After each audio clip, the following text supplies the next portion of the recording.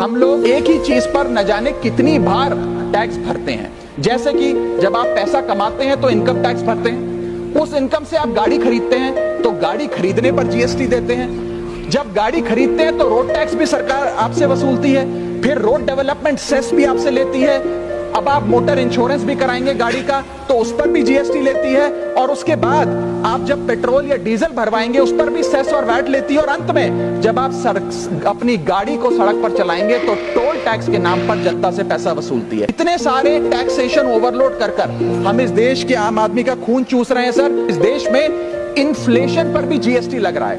वो कैसे लग रहा है? एक प्रोडक्ट जो 100 रुपए का बिकता था उस पर 18% जीएसटी हुआ करता था, आज वो वस्तु महंगी हो गई, 100 से 150 रुपए की बिकने लगी, अब 18% 150 रुपए पे लगने लगा, यानी कि 50 रुपए की जो महंगाई है उस पर भी सरकार जीएसटी लेने लग गई है, which is GST on inflation. में जिन लोगों को अर्थशास्त्र के बारे में जानकारी नहीं है उनकी राय पे अगर बजट बनाएंगे तो इसी प्रकार के फ्लिप फ्लॉप देखने को मिलेंगे। क्या हमारे देश की वित्त मंत्री इन्फ्लेशन एडजस्टेड प्रॉफिट्स में विश्वास नहीं रखती?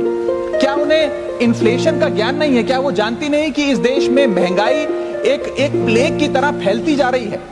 सरकार का एक सूत्री मिशन है टैक्स, सरकार का कमीशन है टैक्स। जगने पे टैक्स, सोने पर टैक्स, हंसने पर टैक्स।